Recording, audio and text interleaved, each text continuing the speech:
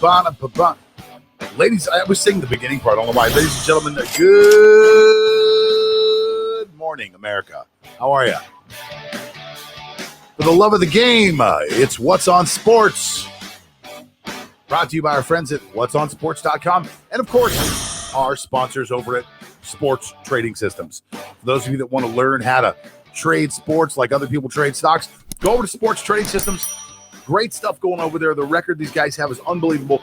You want to go over and check out sportstradingsystems.com today to help us out, keeping the show coming at you live every Monday, Tuesday, Wednesday, Thursday, and Friday, 10:30 in the morning. Of course, today I'm super late. Had a little problem with my computer, so I do apologize. Hopefully the chat room fills up with some good people that we can listen to. For those of you that don't listen to us live, you always can download us on your favorite podcast platforms. That's right. We're What's on Sports on your favorite podcast platforms. And, of course, whatsonsports.com. My name is John Tedora, and today I'll be your host. My head is slightly tilted to the left because I believe I ate too much for Christmas. What a weekend for football, you know? Like, really, what a weekend for sports in general. I mean, for me, I'm a huge NFL football fan. The NBA is second to me, but a decently close second. I love the NBA, and it was a great weekend to be able to watch all of this sports. And today, we're going to be talking about all that. We're going to be covering every one of these things. And the first thing that I want to talk about is I want to talk about the things I noticed over the weekend. And what I did was I kind of changed this. I changed this from things I noticed over the weekend to a couple losers that I really noticed over the weekend. And I mean some big losers. Guys and teams that just did not perform the way they should have. And I was super shocked by what I saw. Some of the things I thought I would see this weekend, I didn't see, but let me just talk about some of the losers that I saw over the weekend. First of all, we have to start with the Cleveland Browns. Now, the Browns over the last few weeks have really become one of those teams where you just have to say to yourself, this is one of the best teams in football. I mean, it's hard to look at them and not think so. Their defense has played really well. They have a really, really good running game, a two-headed attack with two stud running backs. They seem to have somehow become more dangerous in the air without Odell Beckham. You're looking at their quarterback, Baker Mayfield, who has looked really, really good, like top 10 quarterback, easily making you reconsider who the top player, or at least the top quarterback of that draft was.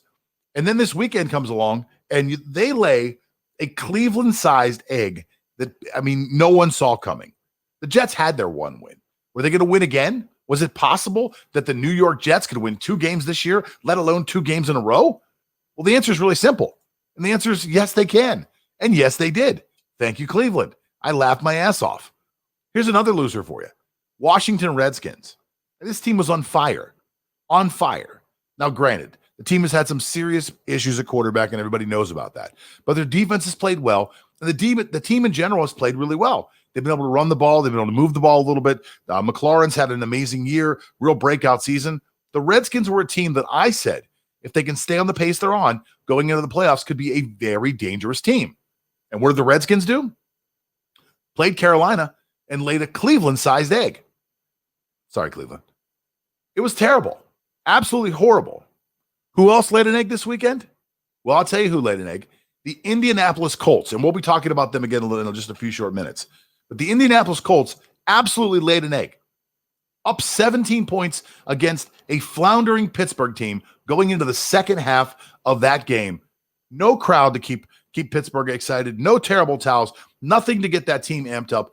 All Indianapolis had to do was maybe score a touchdown and stop Pittsburgh from scoring too many points.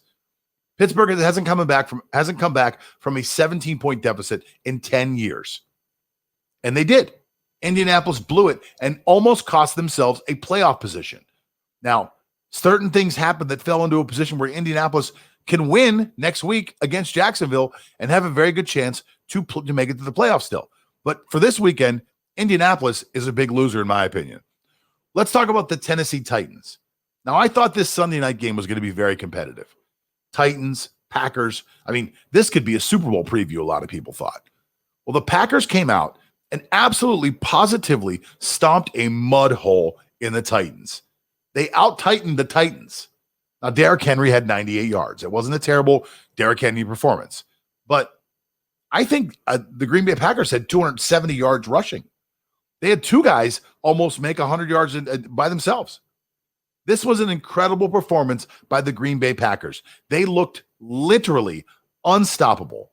And if you can give Aaron Rodgers a ground game that can get 200 yards a game, you see how dangerous he was. I mean, I got to go back and look at the stats, but I believe he was 21 for 24 with 4 touchdowns. It was an unbelievable performance. That team looks like the best team in football right now. And remember that I told you that Aaron Rodgers is going to win that MVP race. I told you that a month ago, and I believe it now, especially because when we talk about our last loser this weekend, and that's right, it's for all my Chiefs fans out there. The big loser over the weekend, in my opinion, were the Kansas City Chiefs. The Chiefs, according to our national media, are an unbelievable titans of football. No one will beat the Chiefs. Everyone is compared to them. Now, I believe that's fair, only for the simple fact that the Chiefs did win the Super Bowl last year. But in my opinion, when you watch the Chiefs play, they are an incredibly beatable team. And I've said that again and again. Their schedule has not been hard. It hasn't. And they've played some close games against teams they shouldn't have. The Raiders twice. The San Diego Chargers took them to overtime. And this weekend, the Atlanta Falcons, who somehow, some way, can barely seem to get out of their own way, have almost beat them. Almost beat them. In fact, they should have beat them. If you watch that game, Atlanta lost that game. Kansas City did not win it. Patrick Mahomes did not look like a world beater. He sure as hell didn't look like Aaron Rodgers. So call them what you want. Call them champs, because that's what they are. They are the reigning champs of the NFL right now. But that's a beatable team. And in my opinion, that's the next loser for the weekend. Touchdown!